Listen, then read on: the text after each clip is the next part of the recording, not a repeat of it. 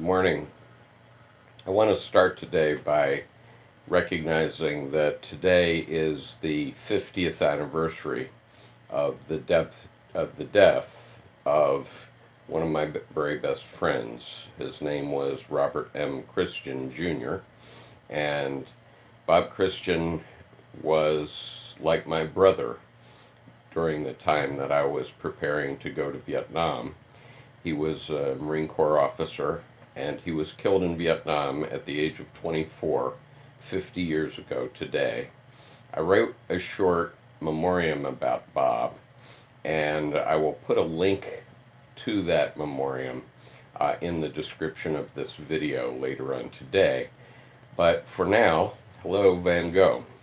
But for now, I just wanted to note that this is the 50th. Today, April 11th, 2019, is the 50th anniversary of the death of my friend Robert M. Christian, who was killed in Vietnam on April 11th, 1969. Now, in medieval traditions in convents and monasteries, it was customary for the monks and so on to go around, and as they met each other at the beginning of every day, they would show their hand and say memento mori. And the meaning of that was to remember death. And the point was to remember that we're all finite and that we all die, and that if you're going to do something, you have to do it in this life. The afterlife is not going to be a place to get anything done. And so a reminder of death, and also in Tibetan Buddhism and Buddhism generally, is frequently talking about the oncoming death. It's one of the four thoughts. There are four thoughts in Buddhism, four great thoughts: the beauty of human birth, the certainty of death, the fact that everything, all life is filled with sorrow and problems, and finally karma, and that's Buddhist for what goes around comes around. Hello, Art. And so to begin with today, because there are many of my regular viewers who won't know anything about BTS, I'm going to read an introduction that was provided by one of my viewers the other day, Cynthia Perez, and she wrote a long comment to introduce BTS to me, and I'm very grateful for that. And so I wanted to read that to you today. Hopefully by tomorrow I will be back on my main desktop computer. I just now upgraded it to 32 gig of RAM, so it should be operating more efficiently, and then I have to get my broadcast software back up to speed. But for now I'm limited to operating off my new iPhone. So I'm going to first of all read this description. Let's see. And I'm sorry, I'm not going to be able to respond right immediately to chat, so I'm going to read this description of BTS's work up until now for the benefit of my non-BTS users. And if any of you are BTS fans and you're watching here, you can correct this if you think it's wrong. But this was written by Cynthia Perez, and I'm very grateful for her help. And she said, "I'm going to make a long comment. Hope you don't mind. Big Hit, which is BTS's company, is run by Bang Si-hyuk, otherwise known as Hitman Bang or Bang PD. He originally majored in aesthetics at Seoul National University, think Harvard or Yale. If you look further into that degree, what I can glean from it, and I'm no expert, is the basic belief that art, music, and dance can influence and affect culture and cultural norms. I believe he is the driving force behind BTS. Having watched almost anything I can find re BTS, I can see that even in the earliest videos, there were clues and a sense of direction on where the group was heading. He changed the way artists were handled. Instead of top-down approach, he encouraged them to follow their own hearts and express their own ideas in their music. Unlike other idol groups, BTS was given a great deal of freedom to write and produce their own music, and naturally, being teens at the time, their early lyrics were about girls, friendship, school, and injustice toward young people. The first 3 albums were the schoolboy era. However, Kim Namjoon, RM, is an avid reader and philosopher at heart. His literary interest kept creeping into the lyrics. The second era, 3 albums, can be loosely translated as the most beautiful moment in life.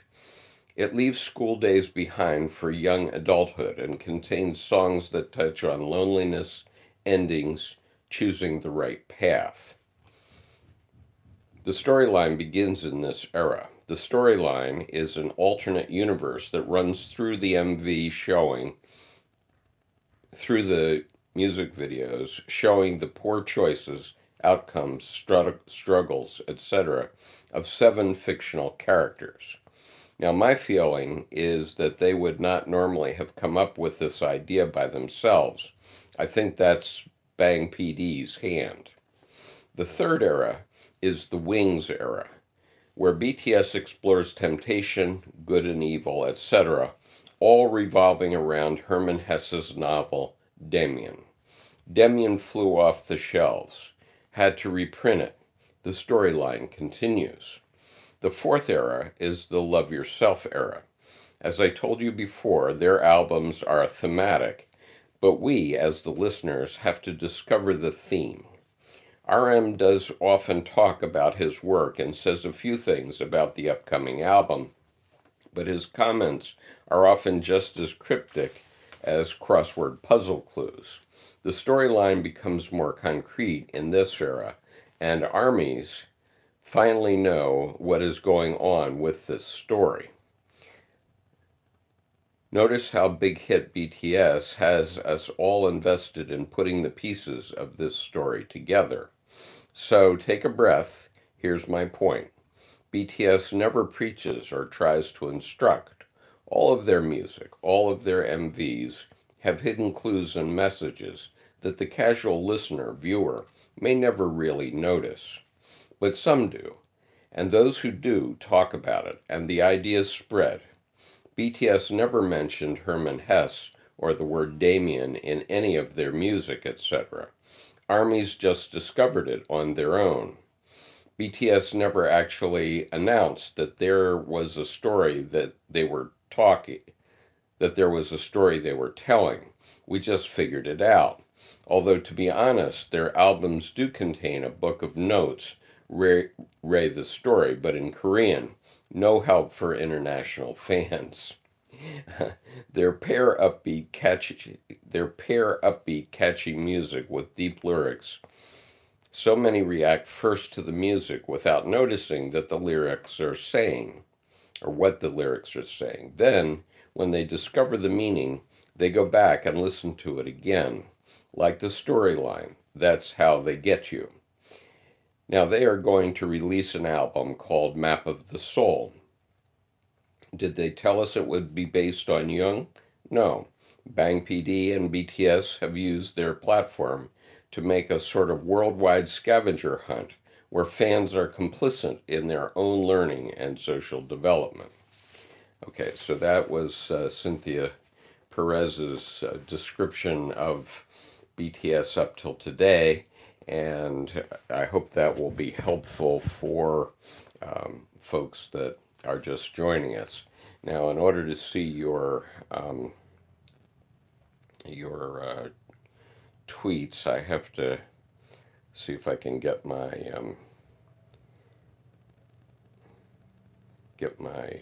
other iPhone going so I can see your tweets, and I'm trying to do that now. Let's see here, where am I looking? Here we go. Okay.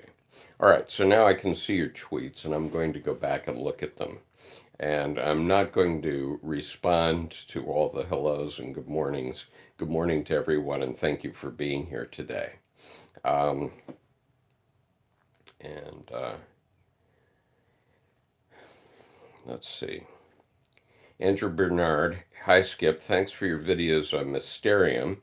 I'm trying my best to read it while I can in between my schoolwork. They're nice to watch when I don't have the energy to read. So you're welcome, Andrew. Let's see, what else? And Jessica Casanova says, how amazing it is to hear you reviewing the basis of BTS. I hope that was helpful, Jessica. Joy says, side note, the notes book is in English. Good morning to all. So BTS has an online store, and apparently you can see that book now in English.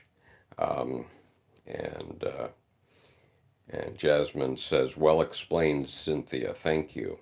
And Center Bush says, that was a concise and accurate explanation, in my opinion.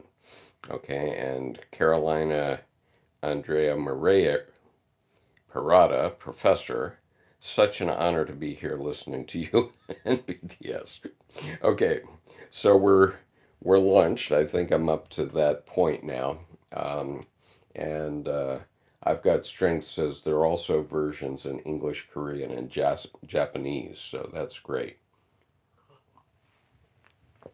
Okay, so the next thing that happened on Monday night, and since Monday night, is that I've gotten a lot of questions about Dionysus.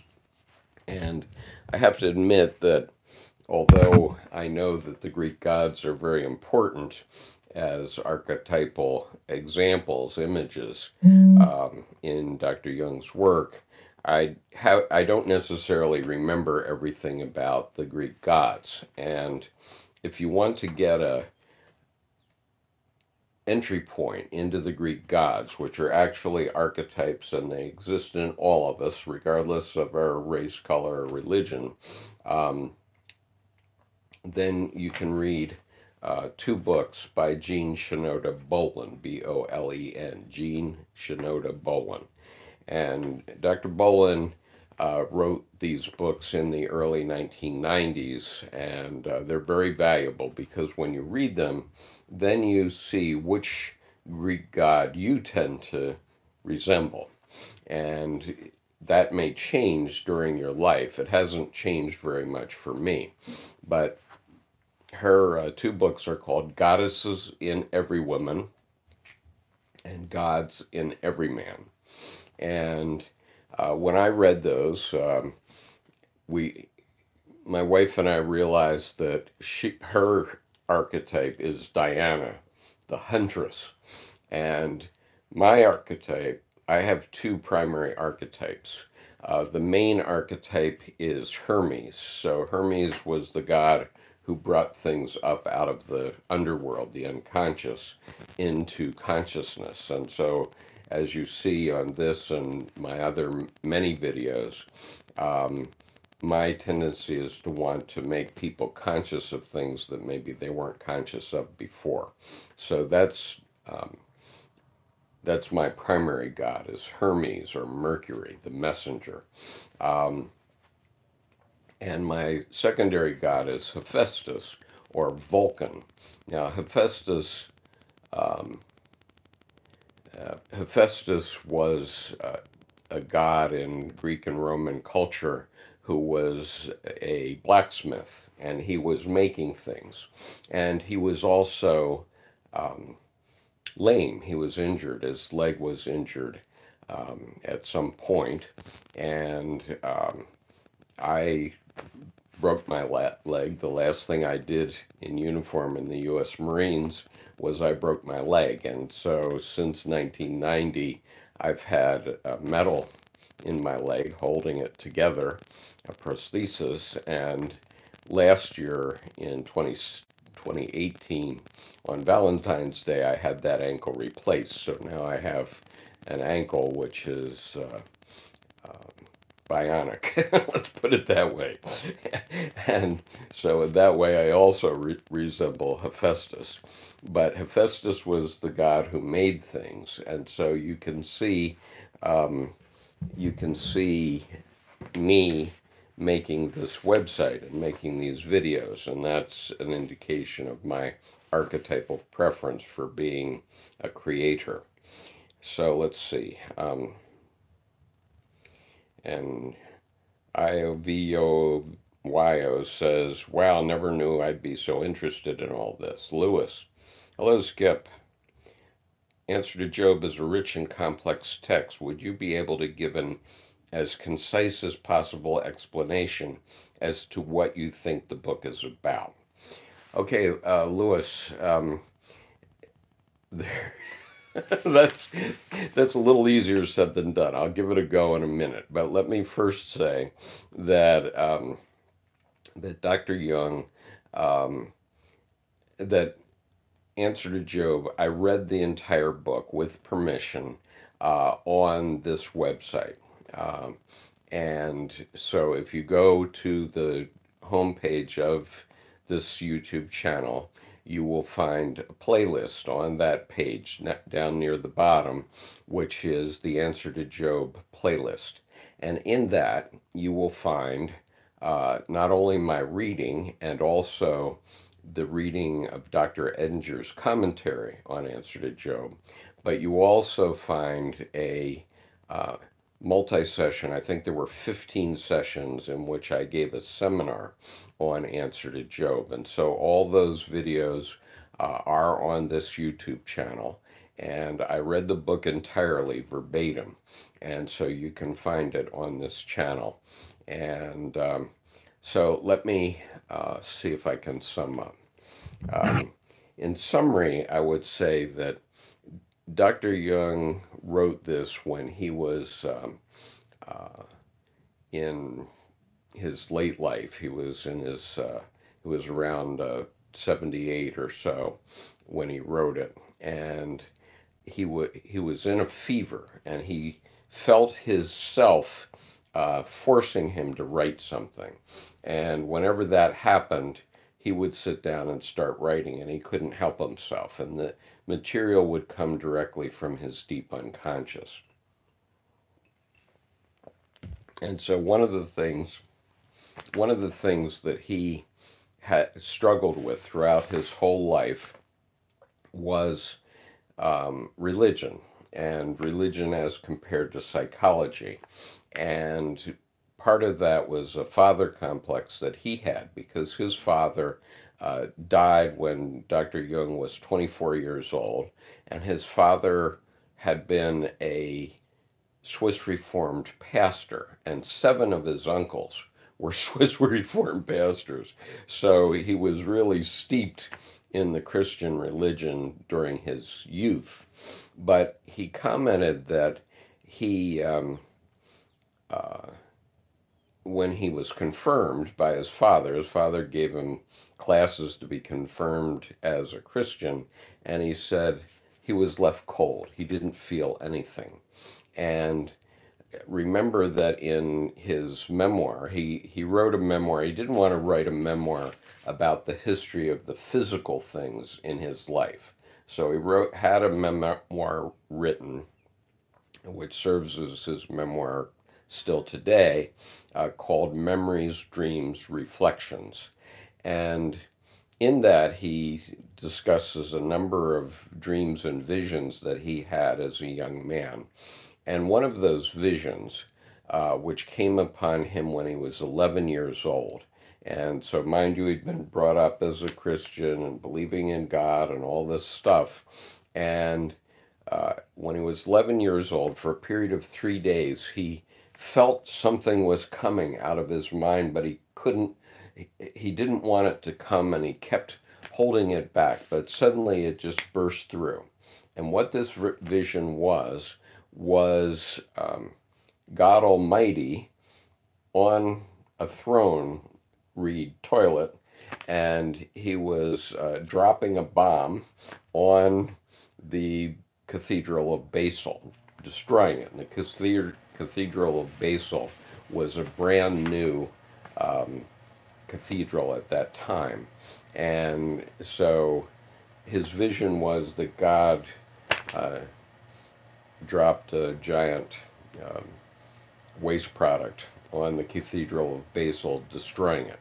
So he didn't understand what that meant in fairness. And as you can imagine, none of us would really know what such a vision means. It's pretty controversial vision. But anyway, throughout his life then, he was trying to make a connection between the visions that he had during his Red Book period, from 1912 to 1919, let's say, 1918 maybe. He had those visions, and then for a period of 16 years, beginning in 1912 or so, he started to put together the Red Book, and he worked on it for 16 years. And that book contains all the visions and active imagination that he did at that time. Okay, so much of the rest of his work, and especially after 1928, when he wrote The Secret of the Golden Flower, was trying to connect religion and psychology. And finally, in answer to Job, he did it. He had a fever, he was being forced to write, and he wrote for several days, and when he finished it, his fever broke, and he was well again. And he later said that he would rewrite all of his other books. The only one he would leave exactly as it is Answer to Job. Now, to me, the key thing that he said in Answer to Job appears in paragraph 752. So you can find my reading of that paragraph on this website and listen to it directly. But in paragraph 751. And in paragraph 751, let's see if I can reach it. I guess I can get it. All right. So let me just read it from the horse's mouth here.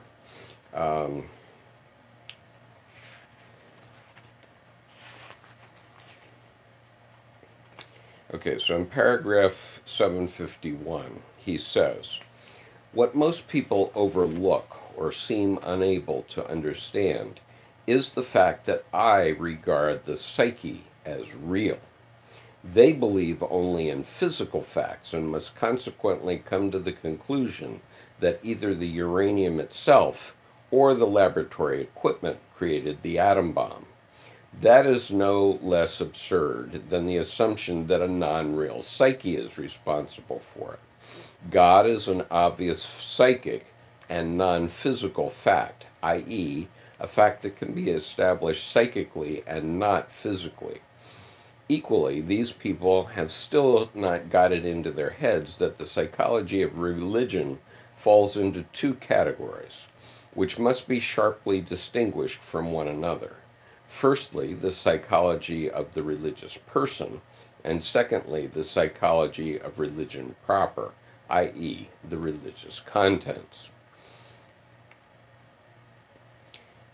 And then paragraph 752. It is chiefly my experiences in the latter field which have given me the courage to enter into the discussion of the religious question, and especially into the pros and cons of the dogma of the Assumption. Now, the dogma of the Assumption was a papal bull that was issued in 1950 by Pope Pius XII, which stated that the Virgin Mary ascended into heaven bodily. Okay, so he says, especially into the pros and cons of the dogma of the Assumption, which, by the way, I consider to be the most important religious event since the Reformation. It is a petroscandally. That means, petroscandally means it's a stumbling block. It's a stumbling block for the unpsychological mind. How can such an unfounded assertion as the bodily reception of the Virgin into heaven be put forward as worthy of belief? But the method which the Pope uses in order to demonstrate the truth of the dogma makes sense to the psychological mind, because it bases itself firstly on the necessary prefigurations, and secondly on the tradition of religious assertions reaching back for more than 1,000 years. Clearly, the material evidence for the existence of this psychic phenomenon is more than sufficient. It does not matter at all that a physically impossible fact is asserted, because all religious assertions are physical impossibilities. If they were not so, they would, as I said earlier, necessarily be treated in the textbooks of natural science. But religious statements, without exception, have to do with the reality of the psyche and not with the reality of the physis, the physical world. What outrages the Protestant standpoint in particular is the boundless approximation of the depara to the Godhead. And depara is an old term referring to perhaps a prostitute or an unwed mother. So the boundless approximation of the depara to the Godhead, and in consequence, the endangered supremacy of Christ, from which Protestantism will not budge. In sticking to this point, it has obviously failed to consider that its hymnology is full of references to the heavenly bridegroom, who is now suddenly supposed not to have a bride with equal rights. Or has perchance the bridegroom, in true psychologistic manner, been understood as a mere metaphor? Okay, then going on, since we're into controversial things that Dr. Jung said, this is paragraph 753, the logical consistency of the papal declaration cannot be surpassed, and it leaves Protestantism with the odium of being nothing but a man's religion, which allows no metaphysical representation of women. In this respect, it is similar to Mithraicism, and Mithraism found this prejudice very much to its detriment. Protestantism has obviously not given sufficient attention to the signs of the times, which point to the equality of women. But this equality requires to be metaphysically anchored in the figure of a divine woman, the bride of Christ. Just as the person of Christ cannot be replaced by an organization, so the bride cannot be replaced by the church. The feminine, like the masculine, demands an equally personal representation. Okay, so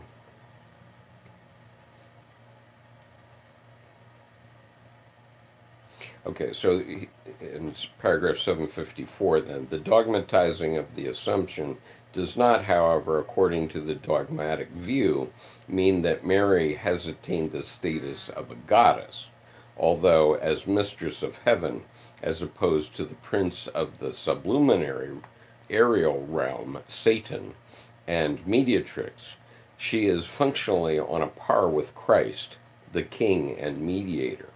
At any rate, her position satisfies the need of the archetype. The new dogma expresses a renewed hope for the fulfillment of that yearning for peace which stirs deep down in the soul, and for a resolution of the threatening tension between the opposites.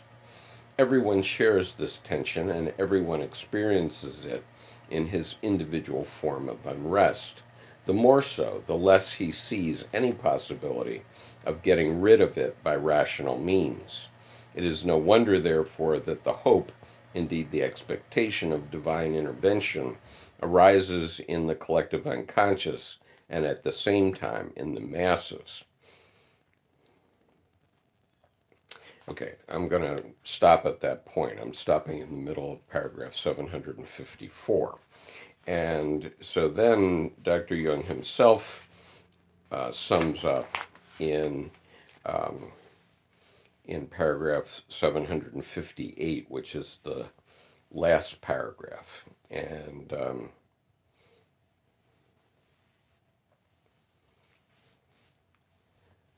let's see.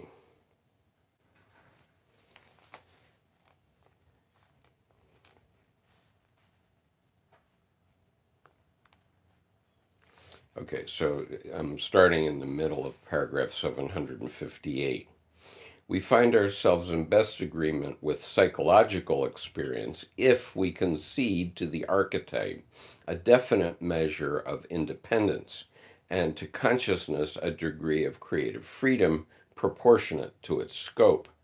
There then arises that reciprocal action between two relatively autonomous factors which compels us when describing and explaining the processes. And keep in mind that in Jungian psychology, we're talking about processes that are happening in the psyche. When describing and explaining the processes, to present sometimes the one and sometimes the other factor as the acting subject, even when God becomes man. The Christian solution has hitherto avoided this difficulty by recognizing Christ as the one and only God-man. But the indwelling of the Holy Ghost, the third divine person in man, brings about a Christification of many, and the question then arises whether these many are all complete God-men. Such a transformation would lead to insufferable collisions between them, to say nothing of the unavoidable inflation to which the ordinary mortal, who is not freed from original sin, would instantly succumb. In these circumstances, it is well to remind ourselves of St. Paul and his split consciousness. On one side, he felt he was the apostle, directly called and enlightened by God, and on the other side, a sinful man who could not pluck out the thorn in the flesh and rid himself of the satanic angel who plagued him. That is to say, even the enlightened person remains what he is, and is never more than his own limited ego before the one who dwells within him, whose form has no knowable boundaries, who encompasses him on all sides, fathomless as the abysms of the earth and vast as the sky. And so I think you probably have a sense of why this is so controversial. And I'm going to come back to your comments here in a minute, but let me just sort of sum up. So the epiphany that I had when I read 752 is that every religious statement of whatever kind is a statement of the psyche. So heaven is in the psyche, hell is in the psyche, and it's all in our physical life. It's not in an afterlife. The afterlife does exist, but it's something different. And it isn't, a beautiful playground where there are harps and wine all the time, something like that. It's not that at all.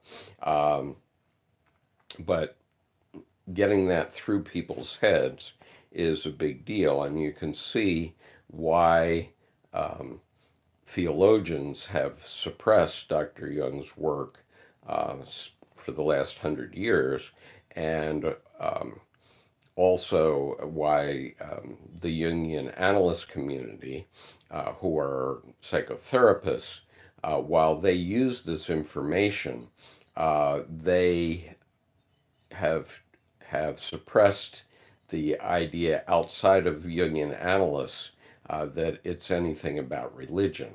And so the result is that information never escapes. And so if you go to a Jung Society meeting where they're talking about a myth like Persephone and Demeter, they're never going to talk about things like this. They're just telling you a neat myth that they know you will think is interesting. Oh, golly gee, isn't that interesting? But they don't really tell you what it really means. But what it really means is heaven is not up here and it's not there, it's here. And hell is here too, and I've been there. And so I know where it is. And I've seen Mephistopheles in person. And so, in a vision, and that description of that vision is on the website in JRG1. And so, let me go back now. So, anyway, I hope that answers your question. Let's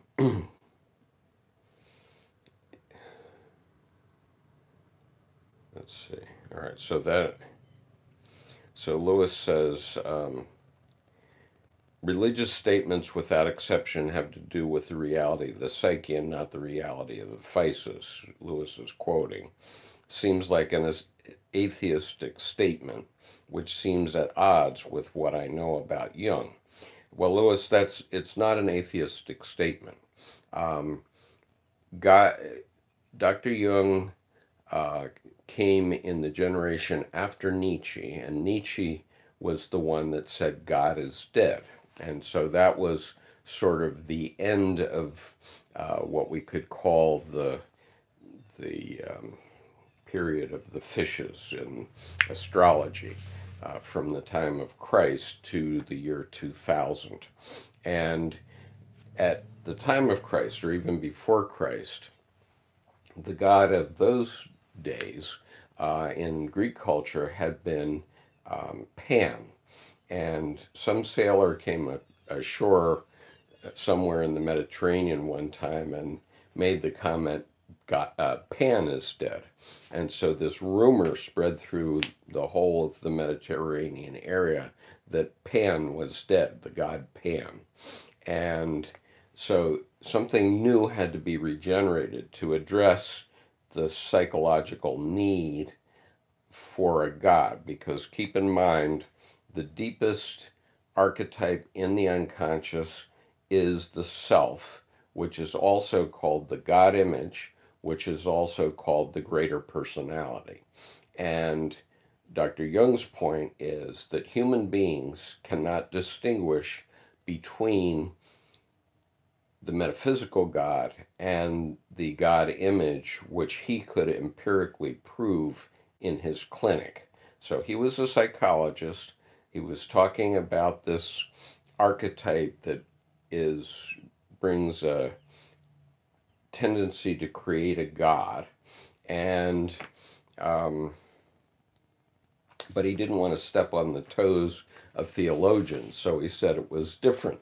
Hello, Sean, welcome. And so that was the one thing that he tried to keep separate for a long time. But what ultimately happened with his work and his 20 volumes of collected works is Dr. Jung found the living God. He found where that living God lives, and he found how he goes about doing the Godhead. So that's the opposite of atheism. But atheists just have a different God. Their God is materialism. And so what you'll find, and I've shown on some of the other videos, is that when you chase some material result, that does not result in satisfaction. It's kind of the archetypal story of King Midas. Okay, King Midas could turn everything to gold. Ultimately, he turned his daughter into gold, but he didn't have happiness. And, we see this perfectly in the American president right now, because the American president, however he did it, one way or another, he turned everything into gold in his life, including becoming the president of the United States. And, he had many twists and turns, but he turned everything into gold. But the problem is there anyone? Is there anyone listening today, or is there anyone in the world that thinks the President of the United States is happy right now? Okay. He hasn't found happiness. He achieved materially everything that anyone could desire, and it hasn't brought him happiness. And I don't think there's anyone, including him, that can argue that he's happy. And if he says he's happy, well, never mind. Okay, moving on.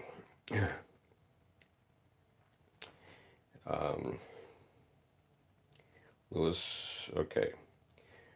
So it's not an atheistic statement, Lewis. It is a statement that says the truth about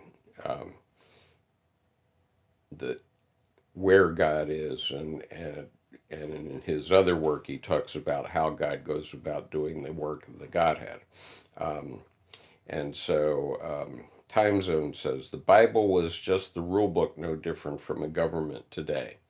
You know, it has been used that way for 2,000 years.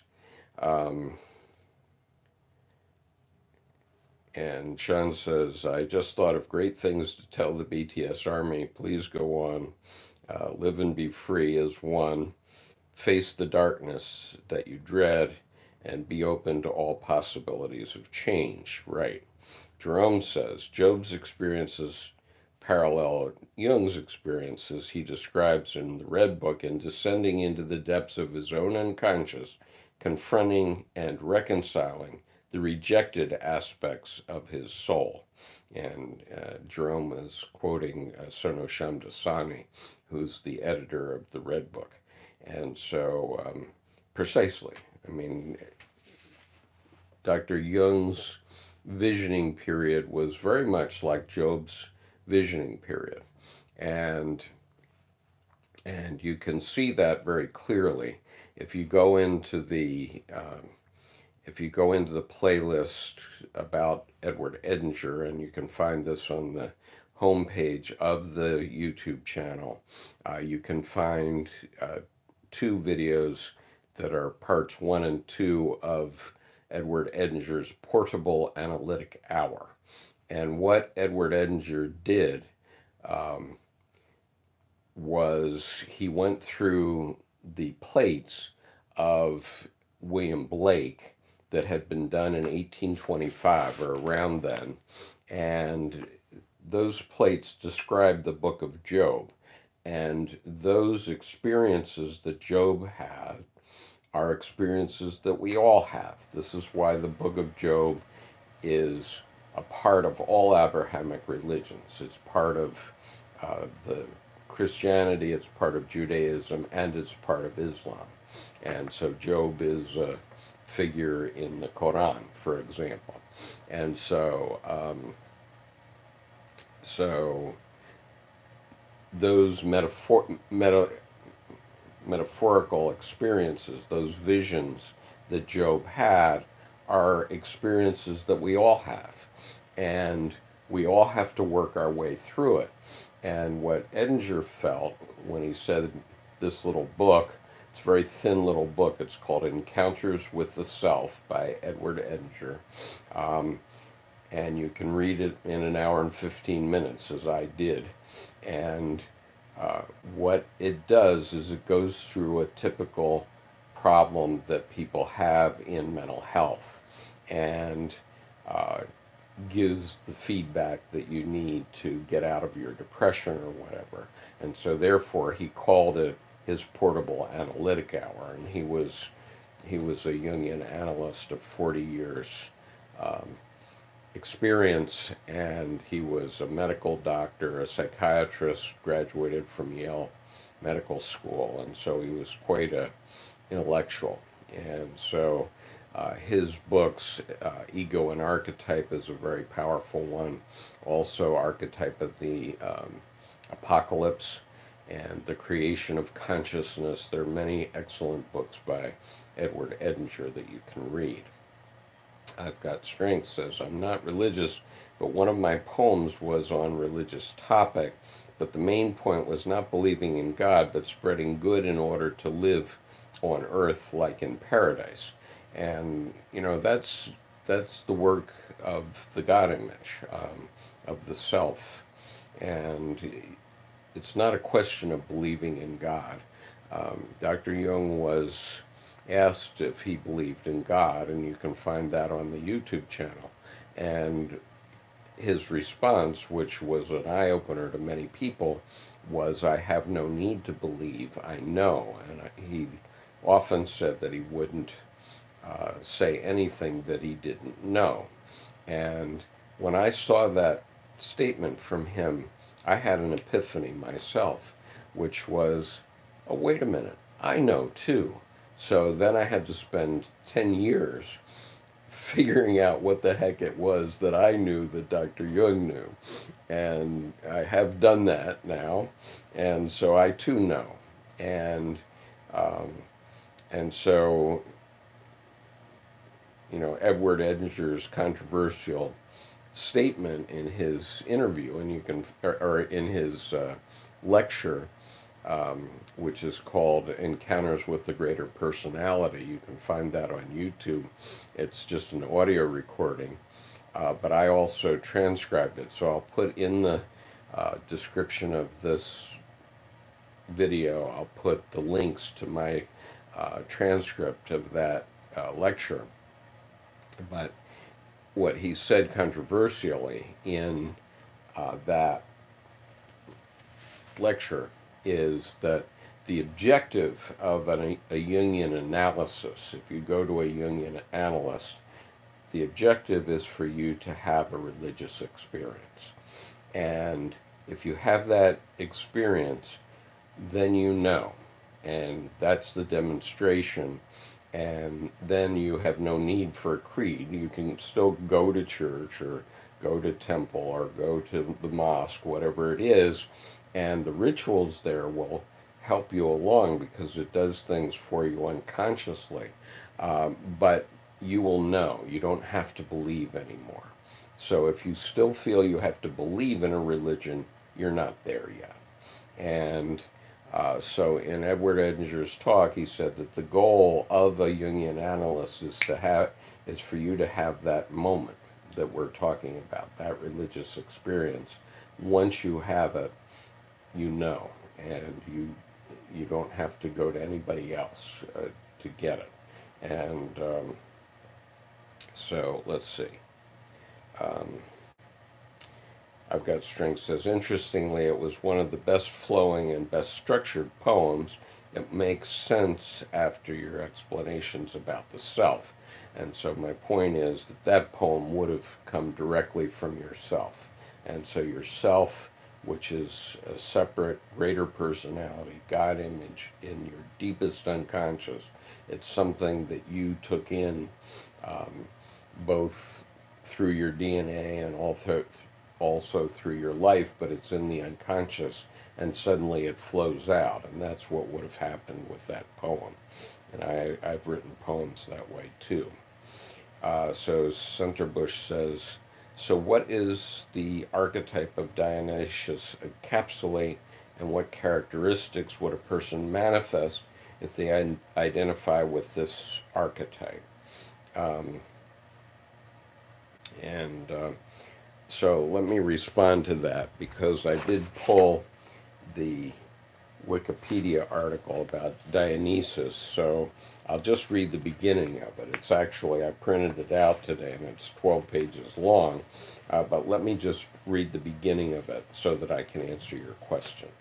So, I'm going to set the other iPhone aside for a moment.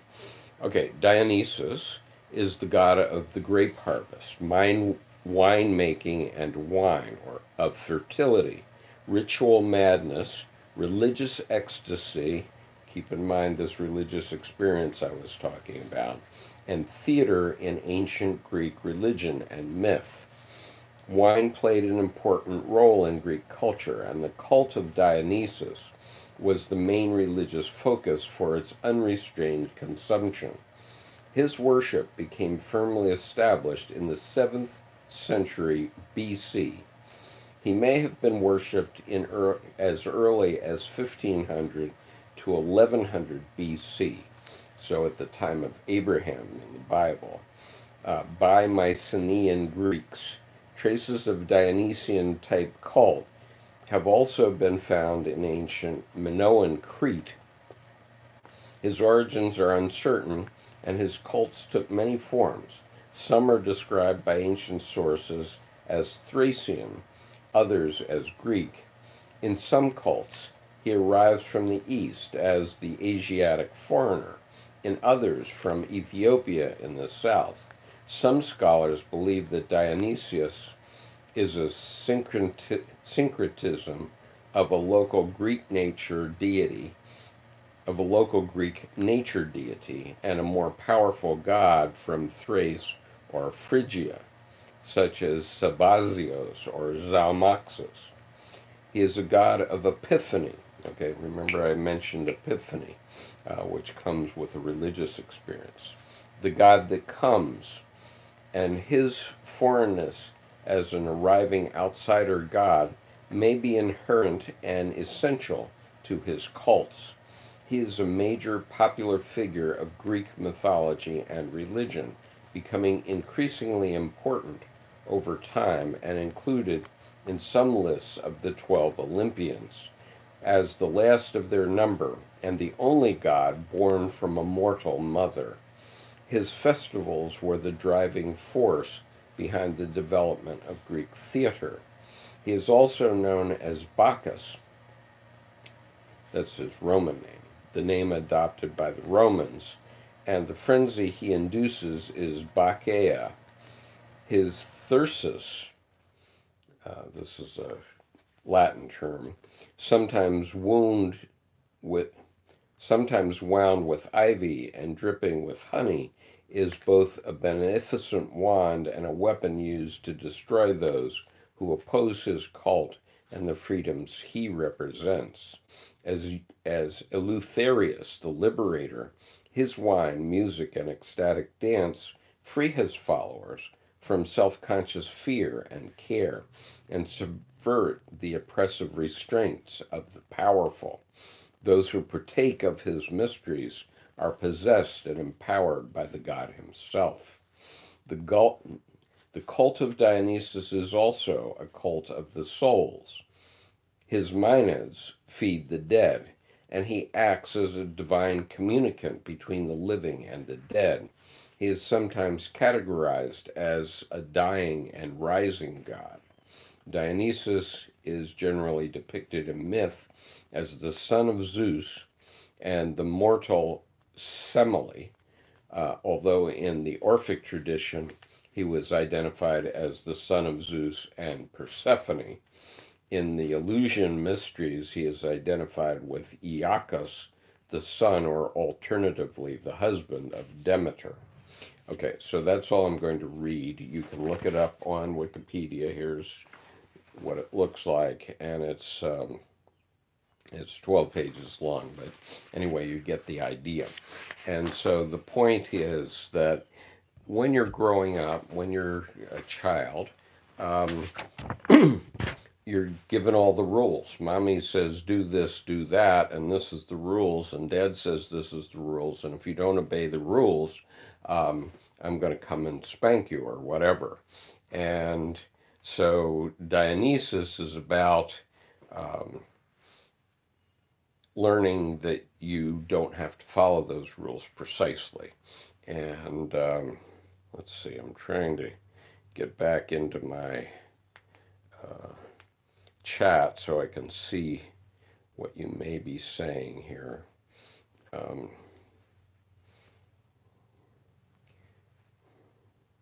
Okay, now I'm back in.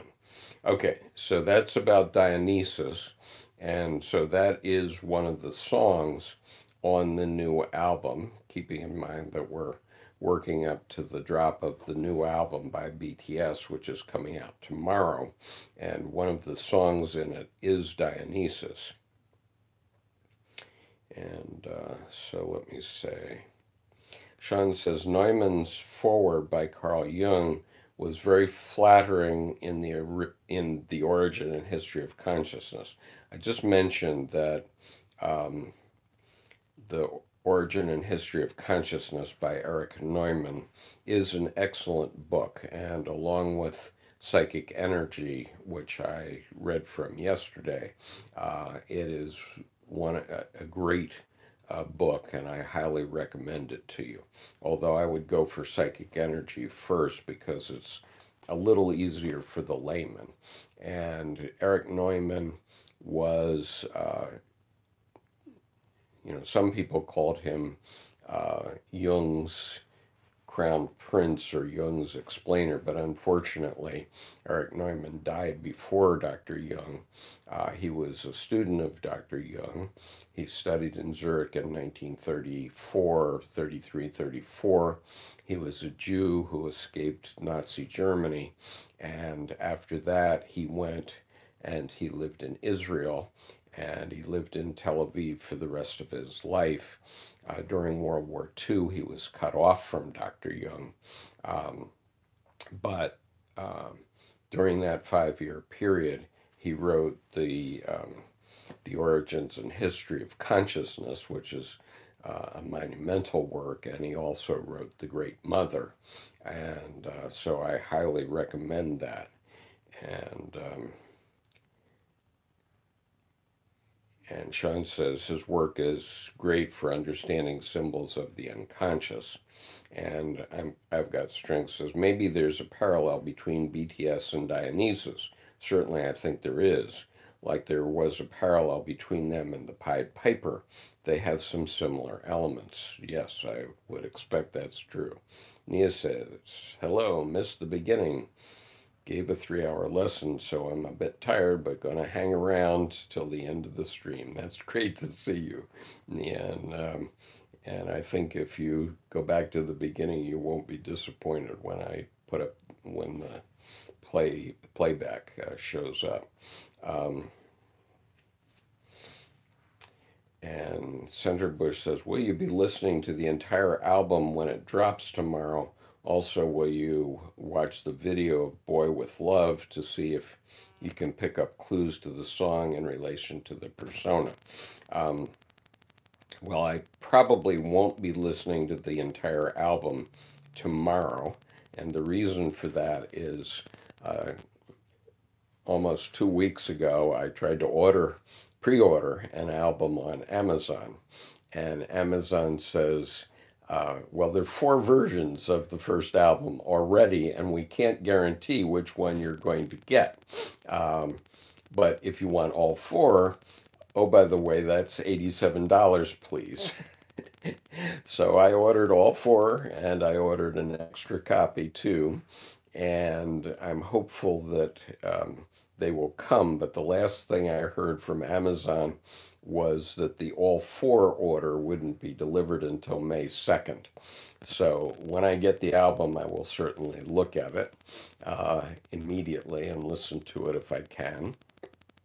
I'll put it on my cell phone so that I can listen to it in the car. But since if I'm listening to it in the car, and since I don't speak Korean, I don't think I'm going to understand very much. But I do understand that there will be lyrics. And Nia says the lyrics will be up in no time on YouTube. So even if you don't get the album, there will be a way to look up the lyrics. Great. And I'm looking forward to that. I will look for it, certainly. And let's see. And I will look for Boy with Love, obviously. And I'm expecting this to, I'm not thinking that this is a flash in the pan. I'm thinking what we're talking about here with 80 million followers already and BTS almost still sadly unknown in the United States. I mean, I've gone around the last 2 weeks and asked adults if they've ever heard of BTS, and I never found one that had heard of it, with the exception of my daughter. When I did ask my daughter, who's married to a Korean-born man, he's been an American since he was age 4, but she said she was at the doctor's office, and a the receptionist, who happened to be black, said that her teenage children were studying Korean so that they could understand BTS. So I think we're in a whole new universe now where we're going to have teenagers studying Korean so that they can understand BTS's lyrics.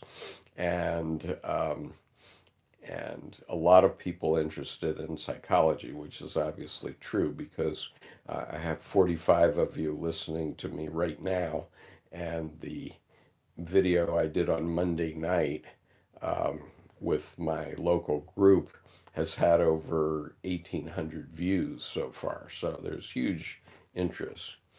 And so, anyway, I am going to go back and try to comment on the lyrics as I have opportunity to do.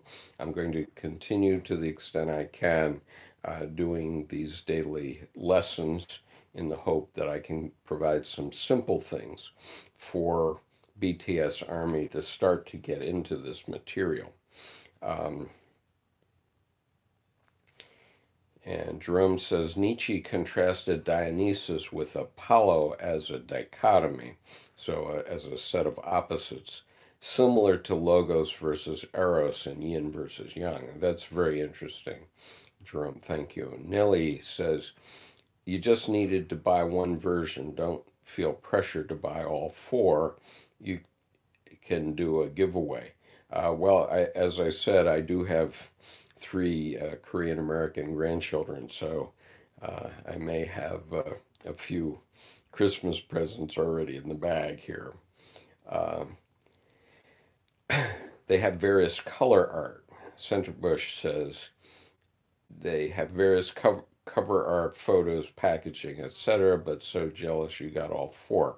I think if you go on Amazon, it's not too late to order all four. But it's the last time I checked, and the price went up because the first time I looked at it, it was $61, and 3 days later, it was in 87. So the price may be going up on the all four set. And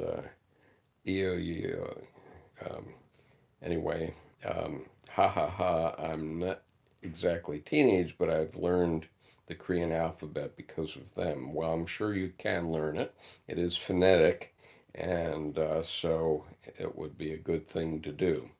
Um, I have learned phonetic languages. And I've learned Greek and Japanese, hiragana, katakana, and and I've learned Japanese and Chinese kanji, or z, and so it's possible to learn these things.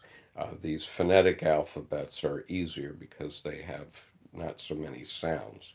And in Korea, just as a sidelight, one of the ancient kings wanted his people to be more literate, and so he created this phonetic language so people could read better. And the same thing happened in China with pinyin, which before, let's say, about 1980, let's say, if you were Chinese, you had to learn quite a number of characters in order to be literate.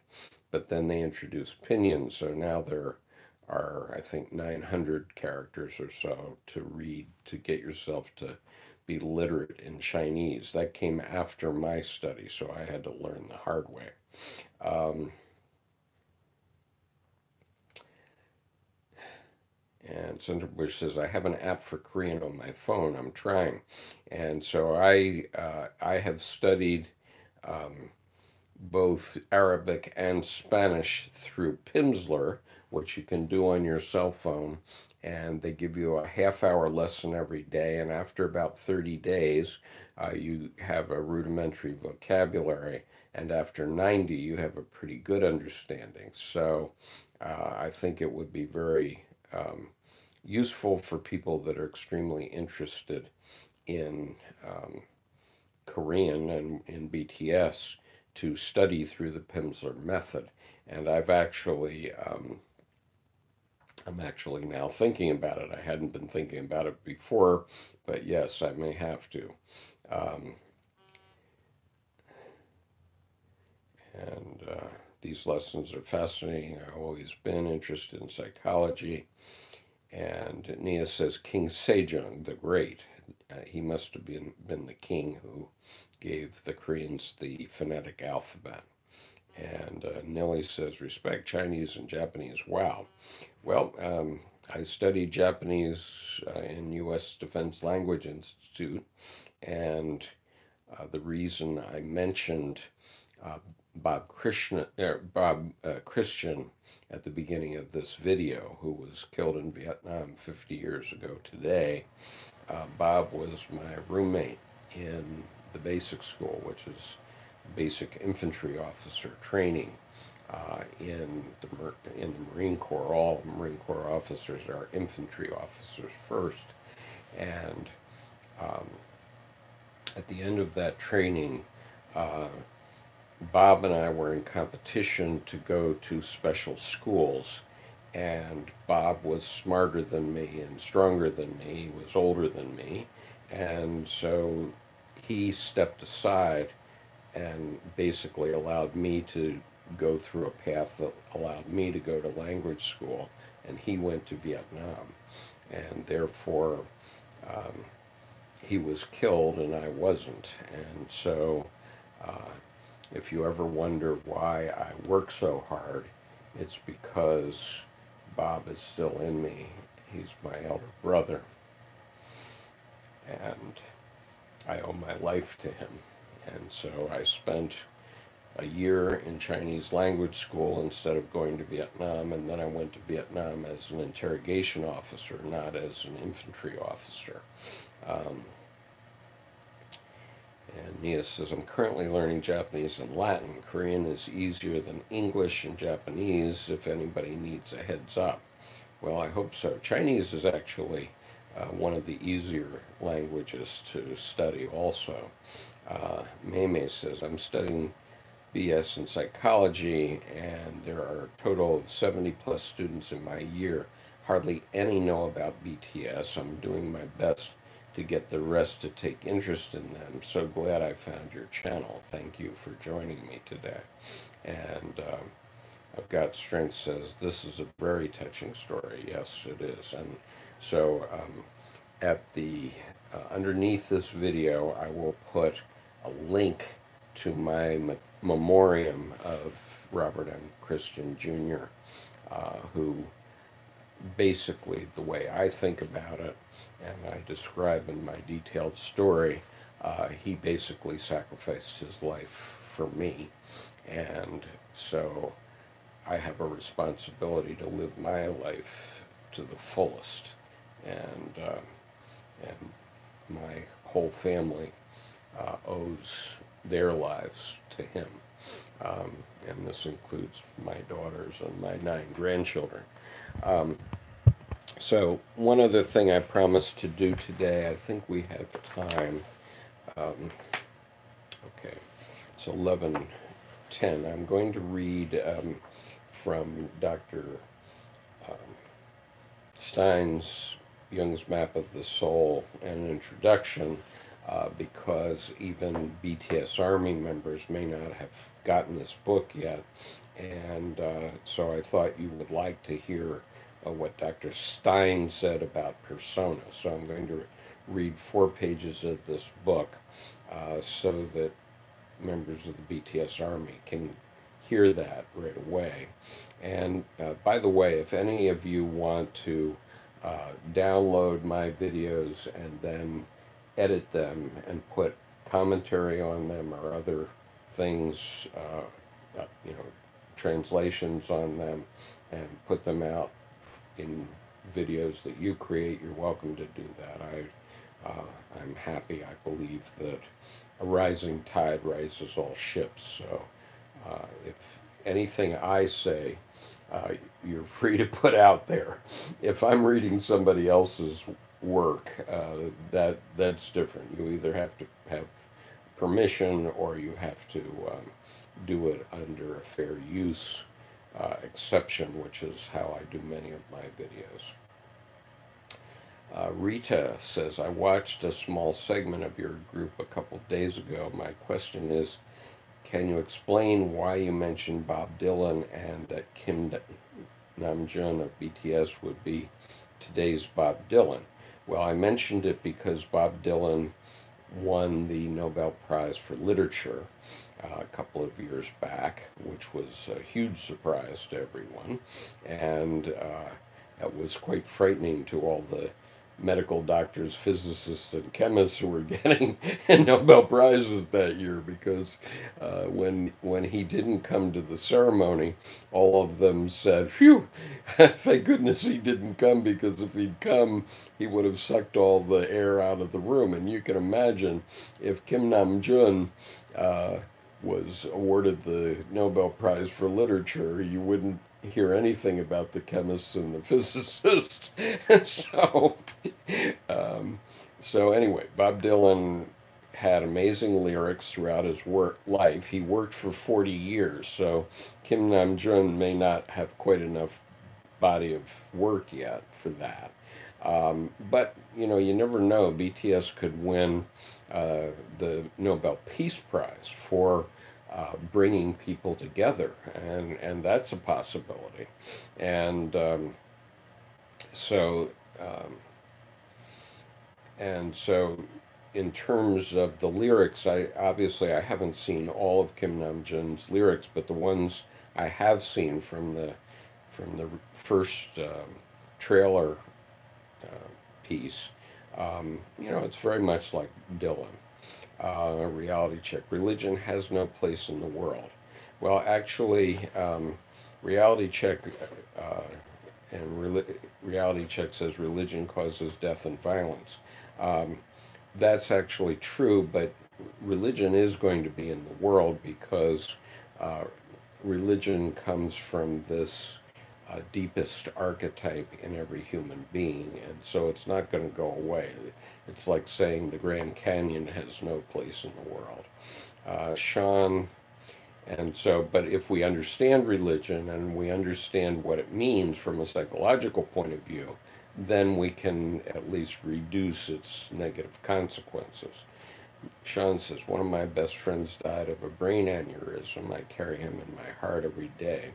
Suntree says, Army, let him know to other armies. This professor did live stream yesterday too. I've been doing them for 10 days now.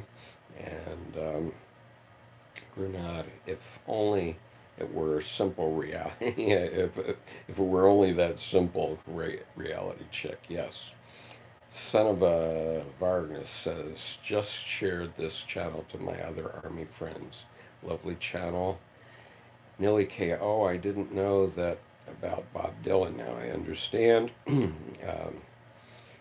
Rita, thank you. Mimi, I really hope they do win Nobel Peace Prize. And I think that's much more likely, that if they might be considered for the Nobel Peace Prize relatively soon, depending on their work and how well they're recognized going forward, maybe over the next couple of years.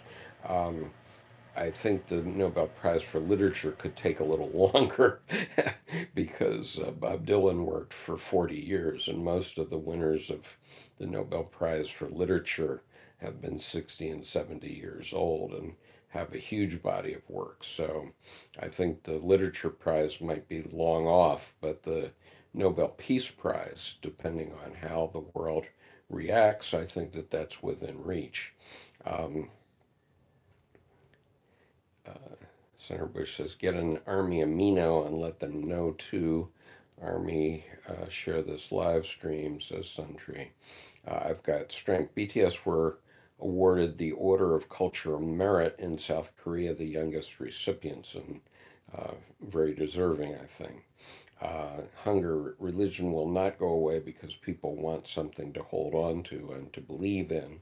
And Nia says, religion can be used positively and negatively. This doesn't make it inherently negative.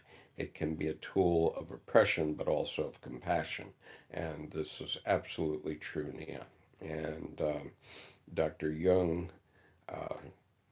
went down to the source of all religions and found that um, every religious statement of whatever kind is a statement of the psyche, and so as psychic facts, they are all true. Um, and and NYCJT62 said he had a dream that BTS solved the Korean conflict. That would be wonderful. That would be truly wonderful. It can't be solved the way our president's going about it. Jerome, Answer to Job examines the symbolic role that theological concepts play in an individual's psychic life, according to, and he's quoting Sono Shamdasani, the editor of uh, the Red Book. Nia says religion organizes belief, it gives a structure and frame. Societies need structure.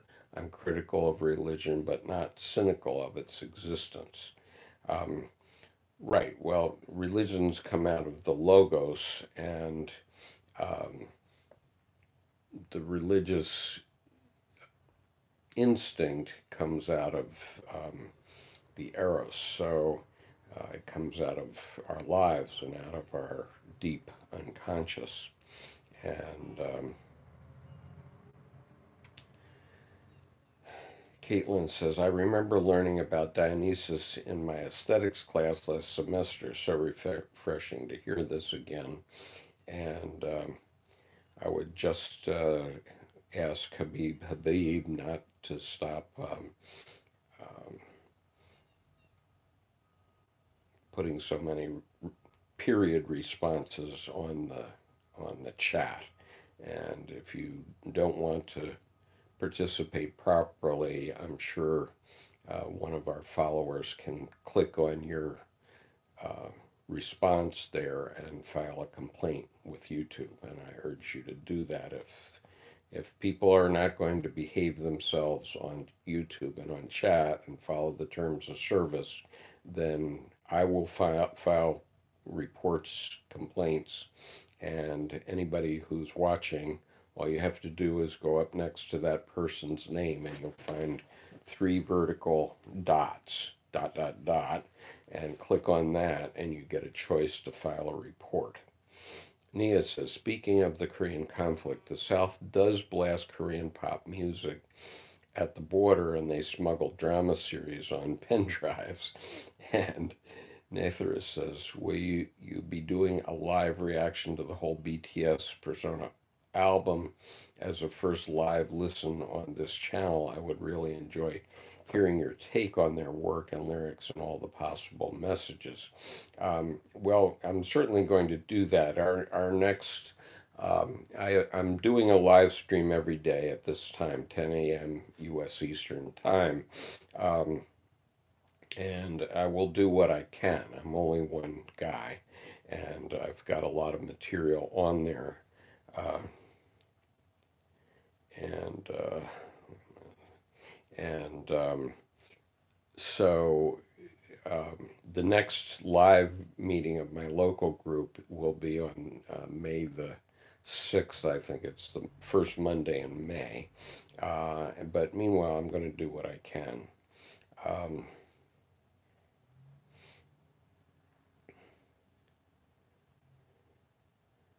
and Hunger says, I was caught in Norcore with BTS songs in his USB. I don't know what that means. Rita says, you're absolutely right. My interest started with their song Not Today because I was trying to come to terms with Guam as a target from North Korea. And then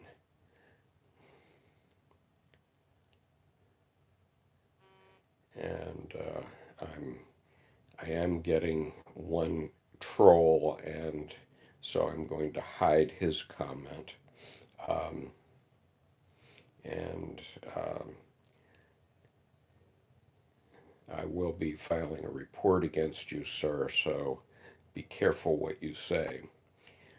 You can please repeat the name of the book about Carl Jung you were holding a few minutes ago. Okay, the book I was holding was Jung's Map of the Soul. an introduction by Mary Stein, and everybody believes this is the basis of the new album, which is going to drop tomorrow, Map of the Soul Persona. Um, and somebody was caught in North Korea because he had BTS songs in his USB. Oh boy. And so that's what Dionysus is about, right? It's breaking out of rigid cultural norms and giving you the freedom to think other things. And that's what happens, obviously, when you get drunk. So he was a wine god, and so when you got drunk in ancient Greece, it freed you up to say whatever, and the same works today. And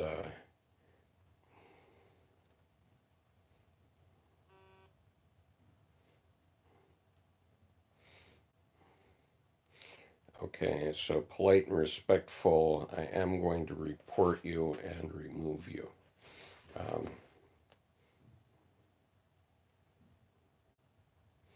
for harassment and or bullying. And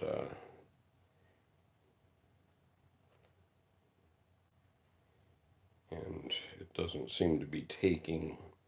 Um,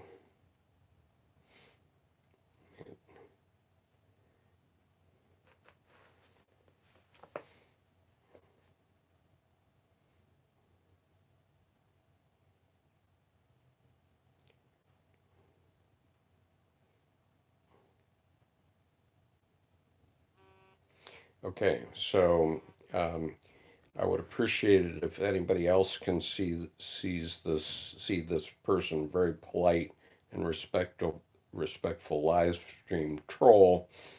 Please report him. This is not acceptable on this channel. And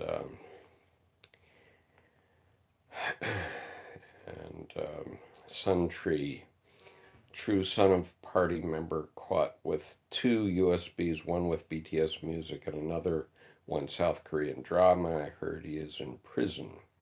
And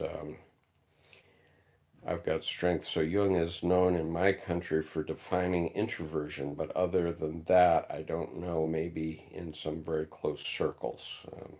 Well, he's a lot more detailed than that. Um, and Sean says, what do you think about people who claim they're hedonistic? Do you think that relates to Dionysus in our society? Um, well, hedonism is an extreme, so yes, it could be extreme Dionysian. Uh, and I'm sorry, very polite and respectful live stream troll. Um, Go away, go to another channel, but leave here because I'm not going to tolerate it for a minute. Um, okay, so I promised to read about persona here. I'm going to do that, and I'm going to come back to your chats after a bit. In his official writings, Jung does not go into, so I'm in this book, Jung's Map of the Soul, an introduction by Dr. Mary Stein. And I'm on page 111 in the English version, and the subtitle is The Persona. In his official writings, Jung does not go into much detail about the shadow, but he does give an interesting and detailed account of the persona. From this, we can draw as well some information about the shadow and its constellation within a personality. I will look now somewhat more closely at what Jung writes about the persona, its position in the psyche, and its formation. He defines this term in the major work Psychological Types, published in 1921, and that's volume 6 of the collected works of C.G. Jung. And I did read this definition into this BTS playlist earlier this week, so you can hear me reading the definition that Dr. Stein is referring to here. This volume concludes with a long chapter titled Definitions, in which Jung tries to be as clear as possible about the terminology he has adapted from psychoanalysis and taken from psychology in general, as well as about the terms he has created for his own analytical psychology. Excuse me, I need to stop for a drink.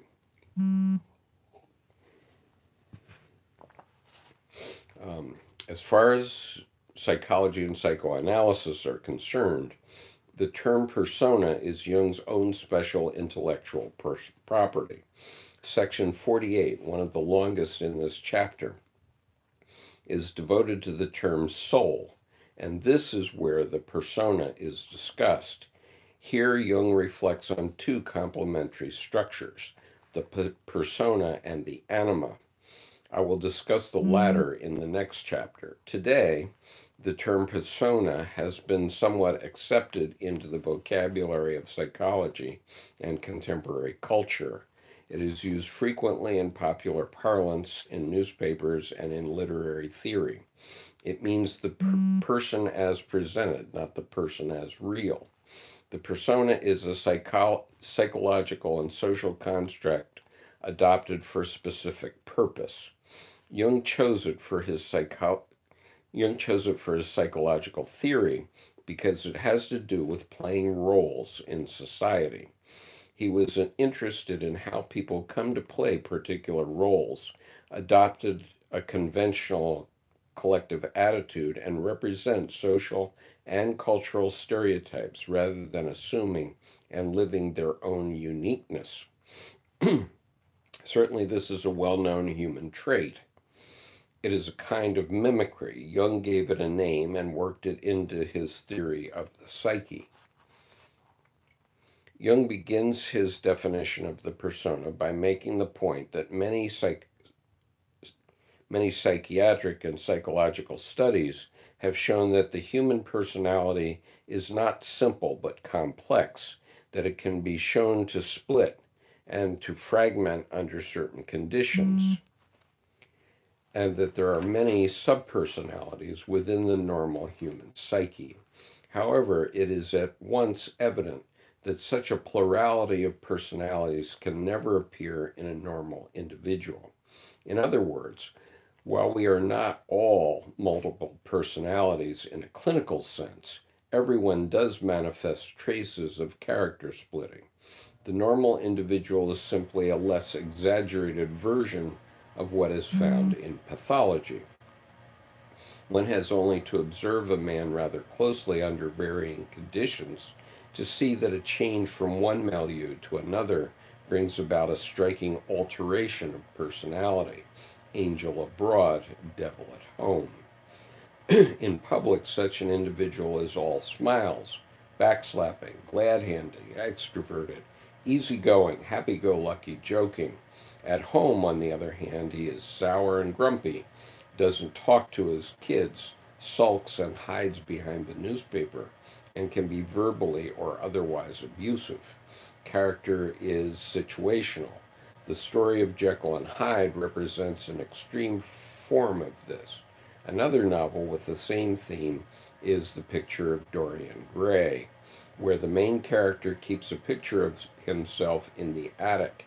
As he grows older, the portrait changes, revealing his true nature and character, yet he continues to go out in public without wrinkles, youthful, sophisticated, and cheerful. And by the way, there is an audible version of this entire book, which I own and I've listened to several times. And so you can get the whole book on audible.com. I'm only reading 4 pages. Jung goes on to discuss the fascinating subject of human sensitivity to milieus, to social environments. People are usually sensitive to other people's expectations. Jung points out that particular milieus, such as families, schools, and workplaces, require one to assume specific attitudes.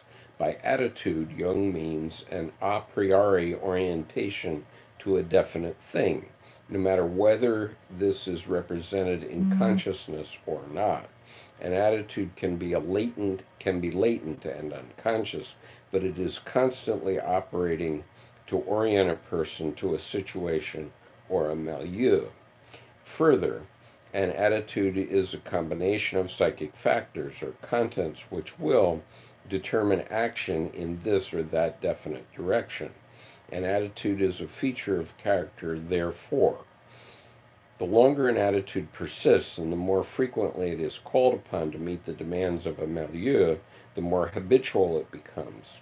In behaviorism, as behaviorism would express it, the more frequently a behavior or attitude is reinforced by the environment, the stronger and the more entrenched it becomes. People can be trained to develop specific attitudes to certain milieus and thus to respond in particular ways, reacting to symbols or cues as they have been trained to do. Once an attitude has been fully developed, all that is required to activate behavior is the appropriate cue or trigger. Jung observed this in 1920, about the time that behaviorism was gaining ground in North America, led by John Broadus Watson, whose first major publication appeared in 1913. In contrast to people living and working in rural or natural areas, which are relatively unified environments, many educated urban dwellers move in two totally different milieus, the domestic circle and the public world. This was more true of men than of women in Europe of Jung's day. Men of Jung's time and culture worked in one environment and lived domestically in another, and they had to respond to two distinctly different milieus, each of which provided a different set of cues. These two totally different environments demand totally different attitudes, which, depending on the degree of the ego's identification with the attitude of the moment, produces a duplication of character. A friend of mine was a mid-level managerial A friend of mine has a mid-level managerial job in a government agency, and so he must set the tone for employees in his group regarding values and behavioral patterns in the public sector. The agency is a milieu, and he finds out from other sources what the correct values are and then informs the workers under him that, for example, they must be sensitive to such issues as non-discrimination, sexism, and affirmative action. My friend told me that he plays that role easily and well in the workplace, but when he watches TV in the privacy of his own home, he has very different reactions.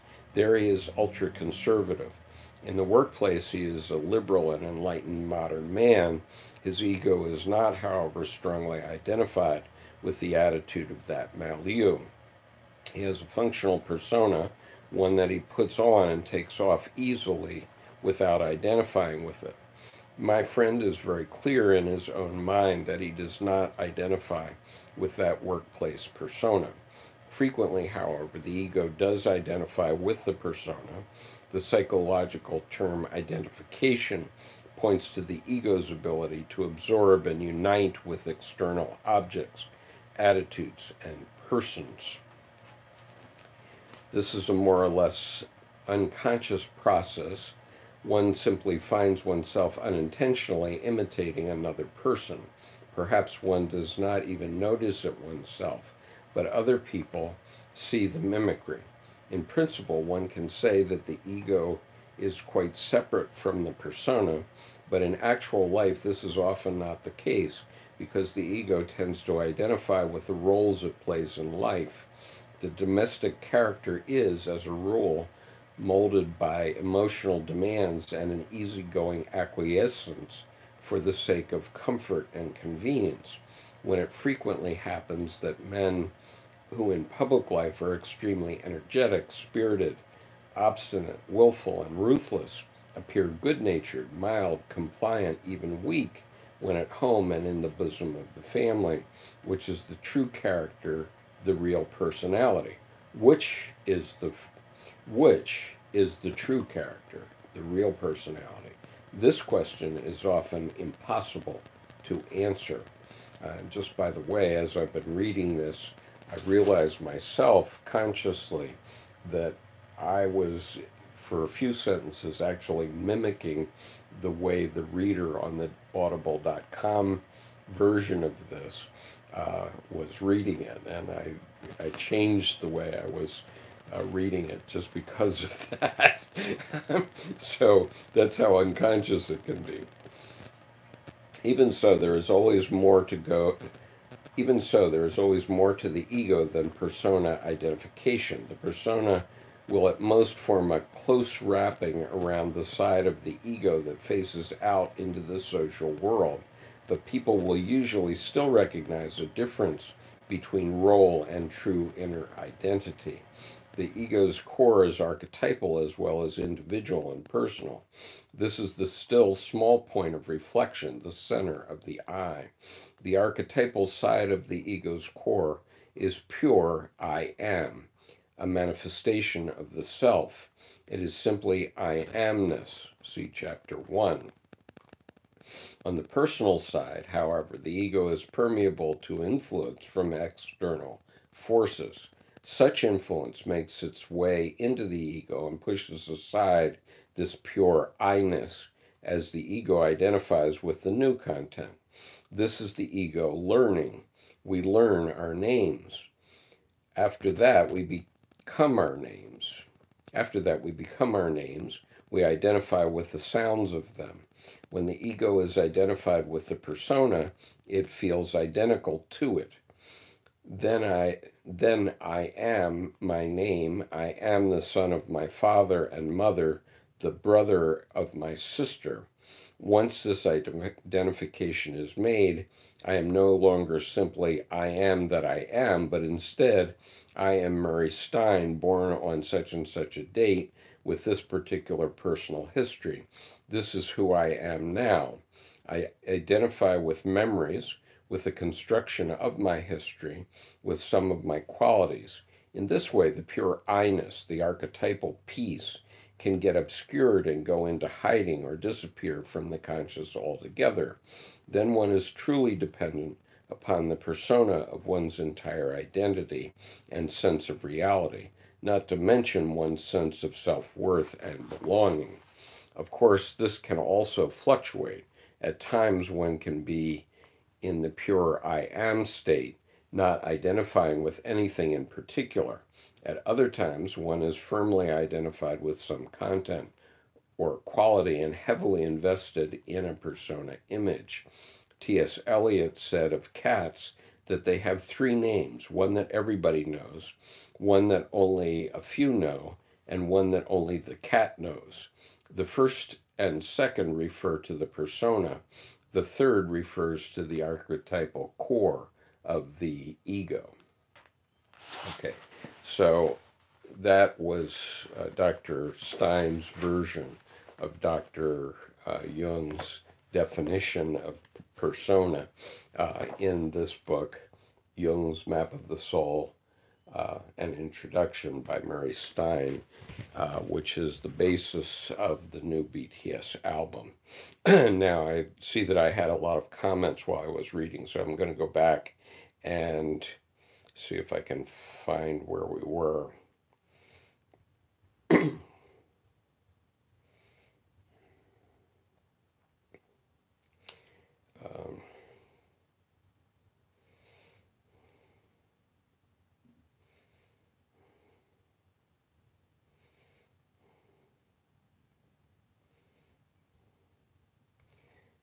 Okay.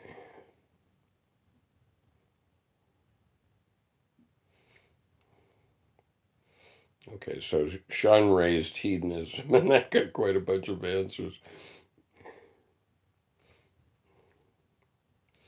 And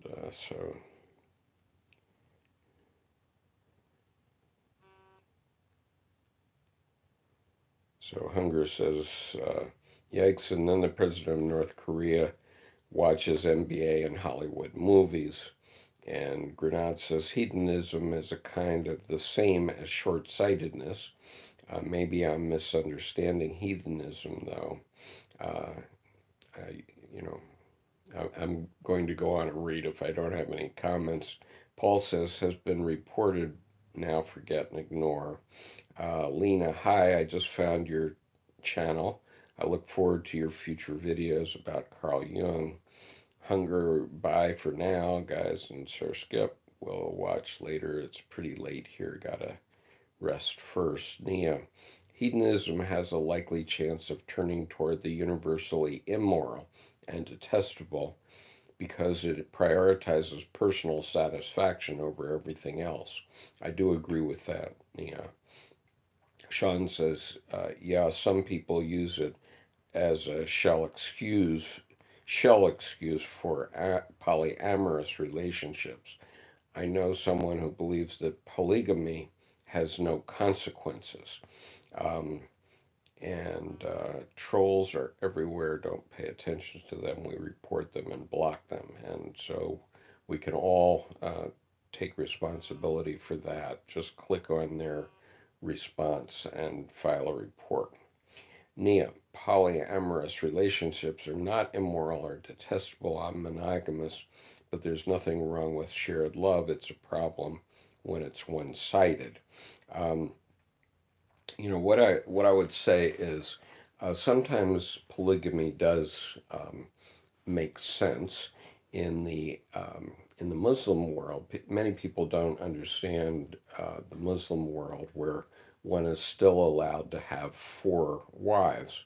But where did that come from? You have to consider where it came from. Before the 20th century, there were no real social services around. So if you were widowed or something like that, you were just in poverty and a beggar. And especially in the Muslim world, there were many young men that were killed in battle. And so there were many women that were left with nothing. And so the the mullahs of Islam said, well, you can have more than one wife if you keep every wife the same. And I think nowadays that number has been reduced down to four, but in earlier centuries it was unlimited. And the reason for that was it was an early form of um, social service for women who were left with children, but nobody was supporting them.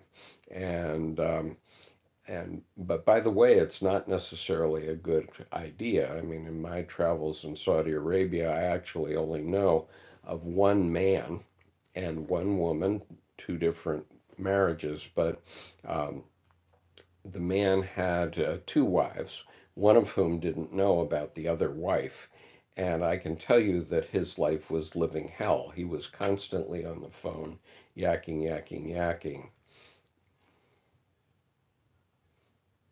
And so it seems we've had a threat from our friend here. I'll have to see what that is after a bit. Nia says polyamorous relationships are not immoral or detestable. Okay, I read that one already. I've got strength. It's the same as was said about religion. Satisfaction may come from different things, not necessarily immoral. Nia, I've known plenty of polyamorous people, all had perfectly healthy relationships with shared respect. Sean, yeah, I'm definitely not stating it's intrinsically bad, but rather it promotes a certain moral superiority in a narcissist's personality. Asia says, I can't accept polygamy. We have one heart. Um, and I'm not asking anybody to accept polygamy. I'm only trying to explain um, where polygamy came from in earlier centuries. It's only in recent centuries that we've had government social services. Sumter Bush says everyone in that type of relationship have to be on the same page for it to work. I don't judge, not my place, but if it works, it can be beautiful. Good point, Nia. Centerbush, some hearts have a lot of love to give. Grenade reminds me of a League of Extraordinary Gentlemen. Asia, we can share love but not romance. Nia, I disagree. What you refer to is a harem where one person is free to be poly, yet not everybody. Um, I'm not a judge of Muslim culture. I'm just telling you where these things emerge from. Semtervush, a priori, what does that mean? Sorry, I spelled it wrong. Nia, romance is actually more likely to occur for multiple people. Lena, 96, I had known about Carl Jung's work from a different source. I learned about it from a video game franchise called Persona. Now that's interesting. Sia, your view. Centerbush, that's what I feel too, Nia. Grenade, living in polygamy would be a nightmare if you think about it. All the wives arguing. Geez. Well, that's what I observed. But on the other hand, I do know a woman who had a husband who had two wives, and she liked it because he was only with her 3 days a week, so she got 4 days a week off. But it depends on your perspective. Semterbush, yes, each of us have our own views, and I respect each of them, definitely not for everyone. What about all the husbands? Nia, not for anyone doesn't equal universally flawed. It means it works for some, not for others. Grenade, that too, lol. Asia, yes, it's given the men, but not women. But why? Okay, that's not a discussion for here. That's a political discussion, I think. Lena, they use elements of his work within the story of the game. You can look into it yourself if you want. Well, it's interesting to know about that game. I'd like to look into that. Sean, I don't have a problem with the prospect, but I'm rather skeptical of human nature. And maybe Sean says, maybe that is my cynical lens. Nia, that's not what I meant. The historical oppression of women is a different and complex discussion, absolutely. Lena, when I learned BTS was using his work for their new album, I was very excited and intrigued, looking forward to tomorrow. Grenade, Sean Steele, I think it is good to use your judgment when interacting with people you do not know. A lot of people don't deserve trust, in my opinion. Um, Senator Bush, did we stray off topic, or can this used as a teaching point? Well, certainly uh, these points relate to persona and how people present themselves in society and under what circumstances, what society they live in, what religion they live in, and so on. And all those things are, in some part at least, personas. Um, Grenade, healthy skepticism is healthy, yes. Meme, I agree. For example, I'm a fan of many other bands, but I'm not as vocal about them as I am BTS because of the strong reinforcement I get from the members and the fandom. And I can see that that's going to continue and get even stronger going forward. And that's why I'm trying to offer some support here for what it's worth. I don't know if it's helpful, but many people seem to think it is. Gee, gotcha. What happening because I just came here. Can't help you there. You need to follow on. Sean, I agree with that. Sean, there is a lot of users in today's society. May I ask what your opinion is on persona and should it be encouraged? Well, we all have to have persona. And in earlier visions, I talked about um, my persona as a Marine Corps officer, and I've even shown a photograph of myself in my Marine Corps uniform. And when I wear my uniform, that's a trigger, just as Dr. Stein was talking about, which makes me put on the persona of a Marine Corps officer and makes me behave in a certain way. And you know, they say once a Marine, always a Marine, and um, and only Marines know what I'm talking about. But you know, I can't possibly tell you, but but it is a persona, but it isn't my instinctual um, INTP persona, which is what you're sort of getting here now. And you're typically, when you're looking at one of these videos, you're hearing from myself, not from my ego. But um, the Marine Corps officer is not the same as the way I am instinctually in society. But as I say, when I put the uniform on, then that's my persona, and it's you know, I've done it a long while, and so it's ingrained. And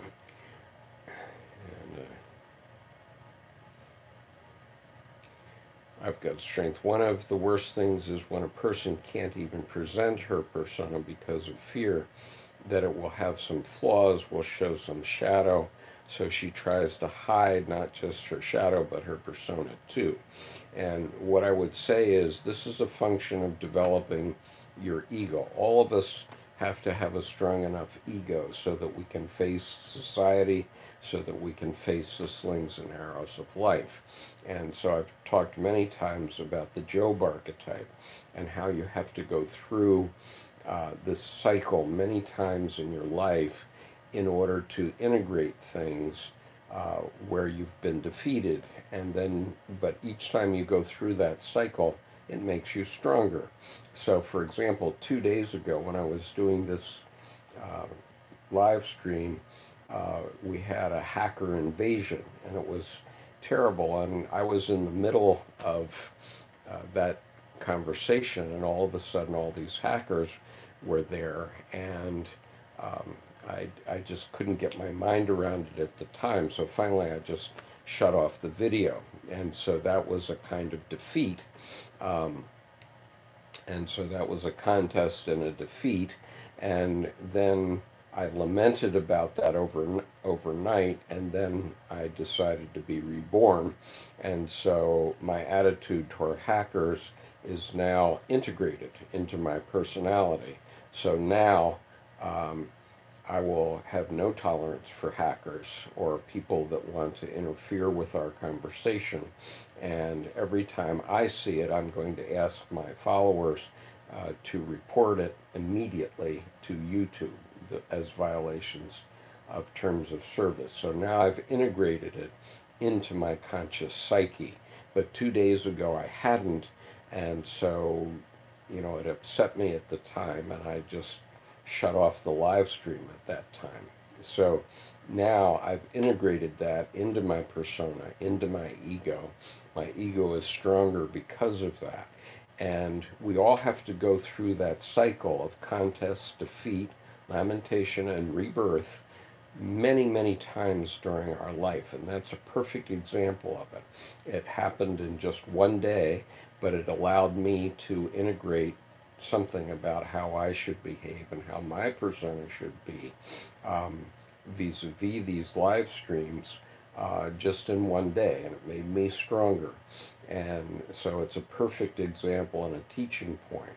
And so now we have to, we also get a teaching point from the hackers themselves, because they're showing us what the shadow looks like. And so it's, you know, it's all a teaching. Uh, and let's see, I've got strength. One of the worst things is when a person can't even present her persona. Okay, I already responded to that. Sean says, giving is creation. Senator Bush says, like Namjoon said about his name and wanting to know ours, as in his United Nations speech. Grenade, anything that you are presenting to others is the persona, absolutely. The persona is not the true self. Um, and Rita, I am back. Sia, I'm the BTS Army. My phone died, so I stole Dad's tablet. Don't judge me. Yep. Field expedient solution. Wait, but the persona is always our fake side. Am I wrong? It's not fake side. It's genuine. I mean, when I'm presenting as a Marine Corps officer, that's quite genuine. And if you were ever to meet me in uniform and you crossed me as a Marine Corps officer, you would get my Marine Corps officer response, and that's not fake at all. May, love how Dr. Stein used Dorian Gray's example and also the cat example. Cecilia, I missed so much. Yes, you have to go back and listen to the playback. I see it, but if the man can't be fair with them, he can't marry them. Right, and so we were talking about multiple marriage in Islam, and the significance of it is being fair with the multiple wives. You have to treat them all the same, and if you don't, then that's haram, which is forbidden in Islam. At least that's my interpretation of what I understand uh, from the people I speak to, and I've got a fair amount of experience in the Muslim world. I've got strength. It's how we present ourselves, and we may stay more or less true to ourselves in presenting ourselves, or we may just go full fake. Well, we know people like that. Our troll says, if you file another report on me again, I'm going to bash my dog's little puppy dog head in with my aluminum baseball bat until it's dead on a live stream video dedicated to you. Okay, you know, whatever. Um, and as soon as I get access to the playback of this, I am going to block you from this channel. Sean says, reported. I see a report. Cecilia, I'm not sure if someone can go fully fake. I think there's an essence of our real selves in each persona we have. Certainly that's true. Sean, funny this guy shows up to a place where people discuss psychotherapy. Right. Nia just realized polygamy and polyamory were interchangeably used, so I referred to simply people who share romantic interests, not necessarily within the marital context. And, you know, obviously there's a lot of that because there's a lot of people that are having multiple sex partners and so on. And those things come with their consequences, not only physical, potentially because of transmission of disease, but also psychological. And Cecilia, I meant more like in some situation a person may go fake, not forever. Nia, we really clogged up the chat with poly talk. Well, Sean, yeah, sorry. Mimi, just to add, in Islam, it's not allowed to keep your marriage a secret from other wives. So, you know, that would say that my colleague was not, he was haram because he was keeping it from one of his two wives. And Sean says, I'm the master of derailing the conversation. And here's our hacker again. My mother's Ashkenazi Jewish, and my father is a Muslim who molested me for many years. But that's not why I'm here, and that's not important right now. I'm here to tell you my dog is going to die soon. Okay? I'm sorry about that dog. This is the way God goes about doing the business of the Godhead. And so if that happens, I Om Mani Padme Hung, and you will be blocked from this channel. Cecilia, got you. Asia, we have to thank Professor Skippy is giving us his time and efforts, blah, blah. And Suntree, thank you, Professor, that you are talking about persona, that you take your time for us. Armies, Raquel, hi. I would like to know if it's good to a individual to show others more the self or the persona. I mean to people that is not too close. or if it's safer to show more persona. Raquel, I think that depends on the situation and the terrain, and it's very situational, and I couldn't answer that.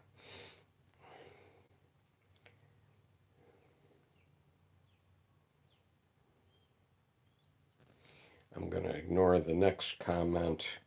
Um, See, for me, I give people my persona, but when I feel close enough with them, maybe myself, even though it's hard. And again, I just think we have to, that's something that we have to learn with building the strength of our ego. Cecilia says, agreed, I'm honestly really grateful for him doing this, and these streams are helping me understand and accept myself with than any session I've had through the years. Um, and Very polite. I'm sorry for your trouble, but you need to learn how to deal in society. You can find plenty about Carl Jung somewhere else. Meme, yes, in that context, persona is quite useful to help adapt quickly to a role, and also thank you for your service. Um, Grenade, I'm skeptical of if you are even telling the truth, troll guy. Nia, I have a vibe that makes people, even strangers, open up to me. So a persona I have is extremely patient and caring, a mediator. If it benefits me, but it's definitely a hidden talent. Um, Interesting. Sean says that's a great gift. So see, I agree. People who see me or meet me for the first time think I'm really mean or cold hearted, but I'm not, haha. And, many people don't think I'm approachable, and it's very common because I'm an introvert and therefore quiet. Um, when I went into new environments in my youth, it would often take 6 months or 8 months before people really would warm up to me. And so I learned that that's what happened because I was the son of a naval officer. So we moved quite a few times in my youth, and I went to 13 different schools. So, it was always I was always getting into a new society, and it would always be 6 months before I'd be accepted in that group.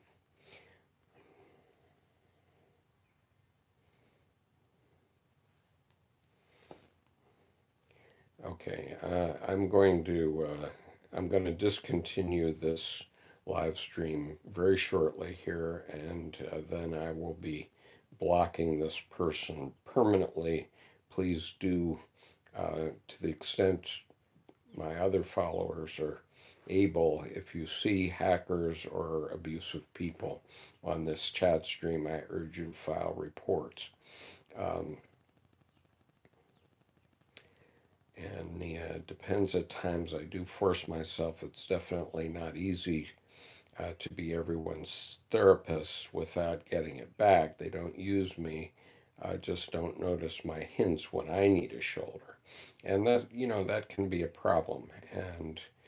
But being conscious of it helps you deal with it.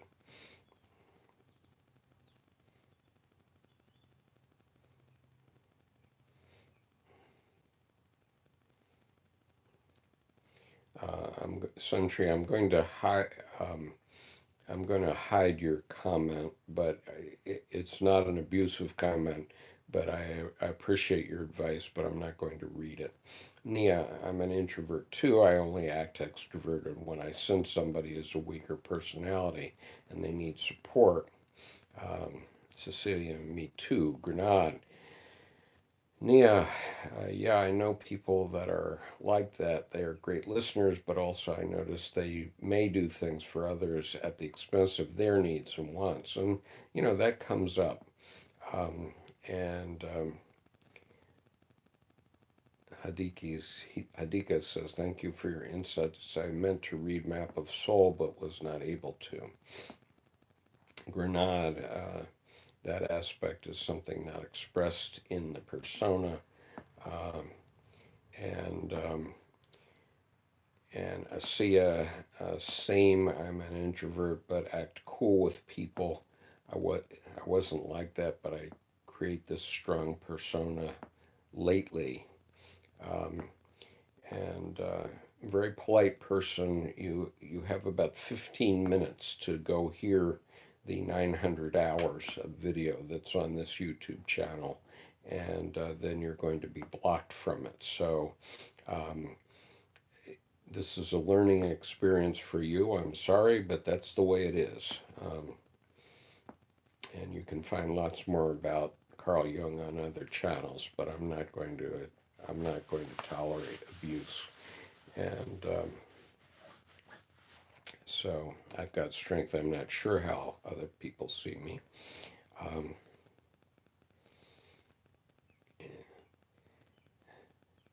okay. All right. So we've been talking for over 2 hours here, and my voice gives out after 2 hours pretty much. So I'm going to terminate for today. As I said, I'm endeavoring to do a live stream every day and respond to your comments. And I will try to introduce at the beginning of each live stream, I'll try to introduce some basic um, reading from Dr. Jung's work that will be relevant to the BTS album. And I will try to comment on the album as I have time.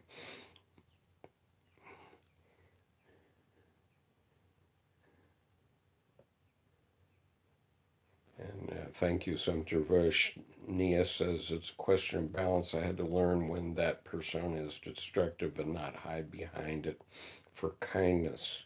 May, I've got no strength. It's not important how others see you.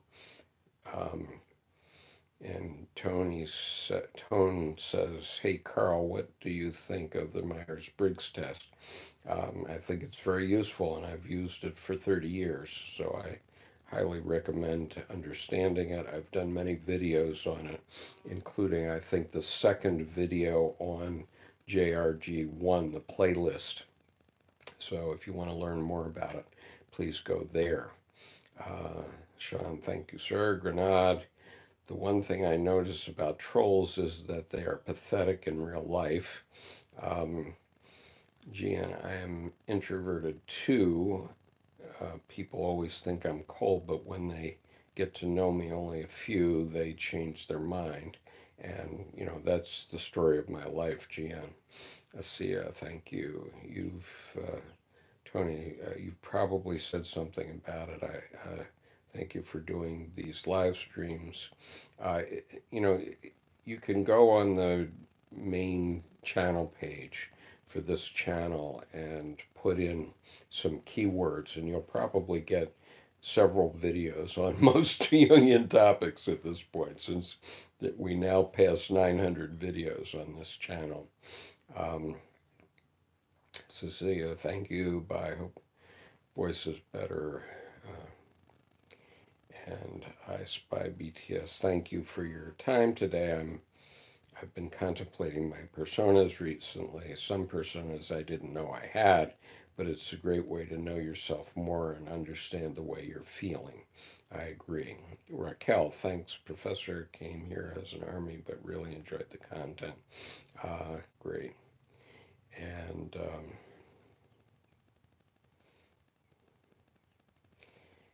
Mimi, I've got no strength. Focus on being a good person by having good intentions. That's enough.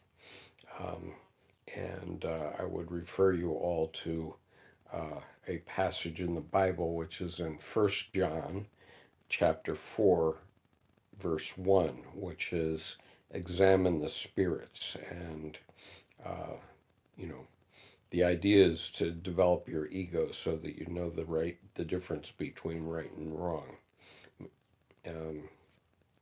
and that helps you with the good intentions. And I've got strength because I want to be able to present persona that will be the best to achieve an effect that I want. Tony, have a great day, guys. Okay, so I'm signing off, and thank you very much for being here today.